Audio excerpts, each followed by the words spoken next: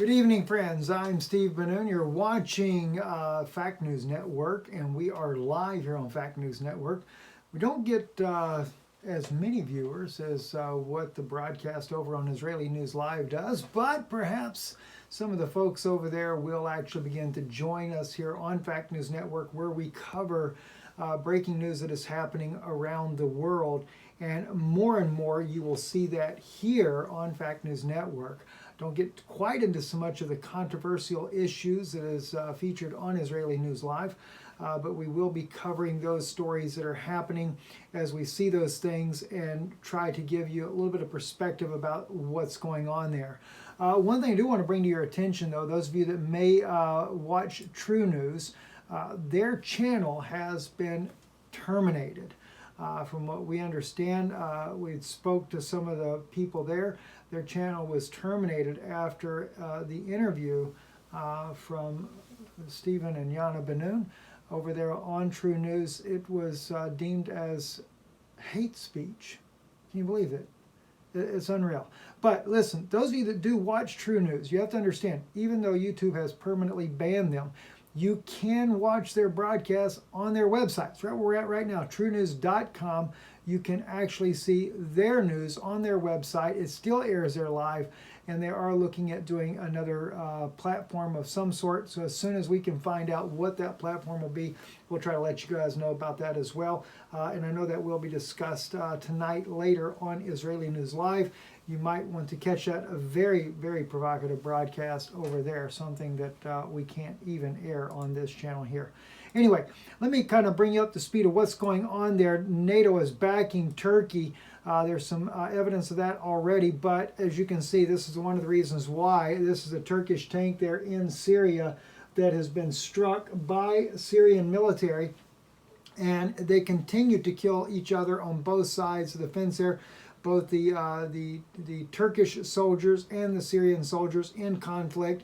Thus far, Turkey has not entered in, as President Erdogan has promised that they would do, because of Russia standing in the way there. So Turkey is really pushing for U.S. and NATO support there.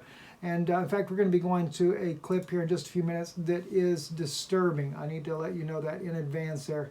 I will try to block some of the images on that so that we do not have to look directly at graphic footage there, but I wanted to make you aware that we are going to be seeing some graphic footage here in a few minutes. Before we go there, though, let me take you to the article here. This is being put out by SOT.net. Turkey faces strategic defeat in Idlib after failing to live up to its commitments on Syria. This is a kind of an interesting article to read here that came out today at 22:36, just came out just a little bit ago there.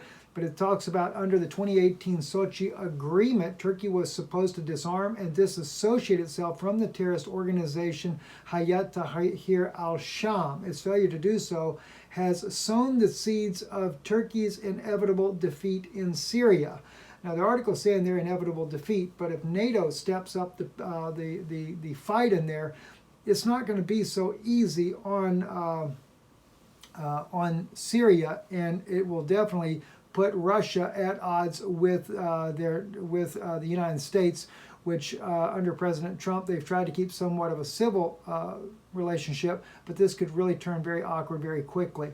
When Turkey threw its weight behind, as the article continues on to say, the anti-Assad rebellion in 2011, it did so believing that we would be able to dictate the outcome. We would be able to dictate the outcome on the ground by controlling the main organization resistance forces, namely the so-called Free Syrian Army, formed from the ranks of the defectors from the Syrian Army and various bands of Islamic fighters affiliated with the Muslim Brotherhood. Kind of brings back memories under the Obama administration. But anyway, it goes on to say, but the rebellion took on a life of its own in 2012. The Syrian Islamists fighting out for al-Qaeda in Iraq returned to Syria to form a new resistance organization, and that was none other than the al-Nusra Front.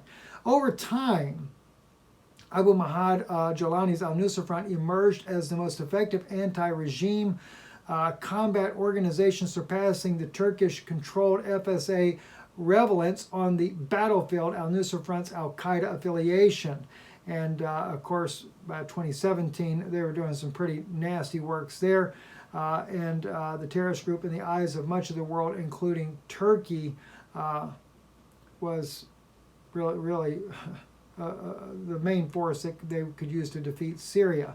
But Syria did make the comeback using with the help of Russia, and did a lot of defeating of these troops now. But now that the things have taken for a much worse situation, we have this, like places like here in Nerab, almost all of the bodies have been beheaded by the jihadists that are fighting on the direction of the Syrian regime there, under the Turkish regime. And I will share with you some of this here. This is a video footage here, and maybe what we'll do, instead of actually just showing it, I'll just run through some of the clips here, but and I'll try to avoid the really bad ones there. This one here, you can just see the bottom of the legs there. But as the video footage does play, we'll include the link in the description so you can see for yourself these images here. But almost all of the Syrian soldiers were beheaded by Turkish jihadists. Like I said, you can't really, it's not clear enough to see detailed imagery, but it is a very gruesome as far as when you see the video footage there.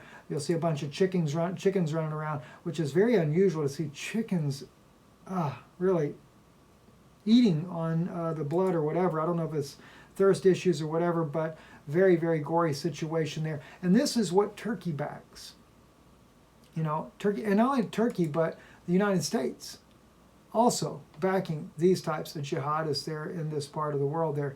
Very, very bad situation. Here we have right here, this is the Drive is reporting also that Turkey has requested 2 Patriot battery missiles to be placed on its border with Syria.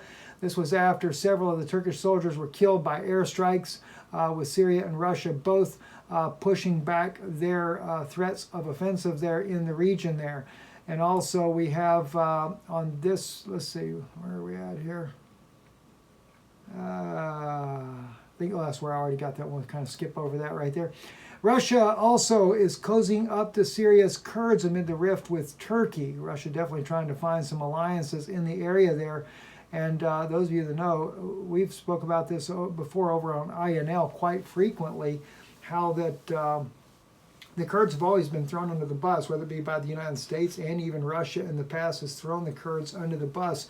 But once again, Russia is turning to the Kurds, needing more ground soldiers, because if Turkey does launch an offensive, it's expected that Syria would only last a few days. That's how bad it is. And if the United States or any other of the American allies get involved in a war with Syria, which is what they've wanted to do all along, Syria will fall.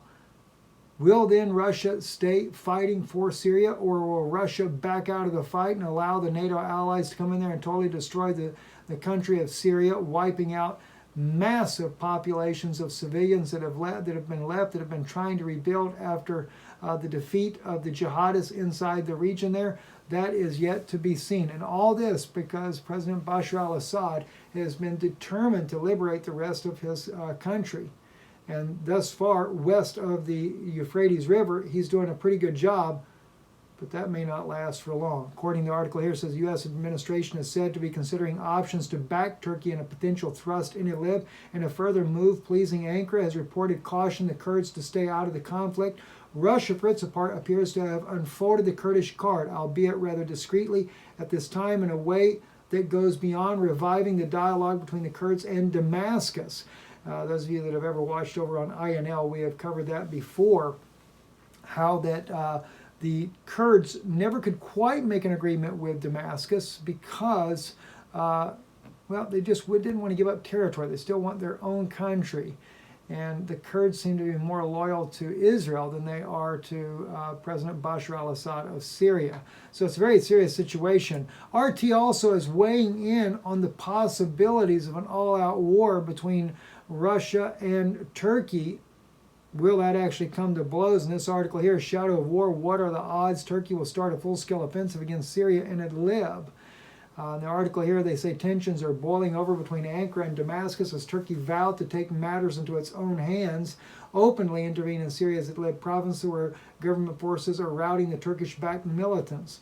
the troubled northwest province in the last major bastion of the militants in the war-torn Syria. It was another round of escalating violence on Thursday. Local armed groups seeking to push back the Syrian army from territories along the strategic highway it recently seized, were counting on support from Turkish artillery, which only stood down after Russian forces in the area intervened.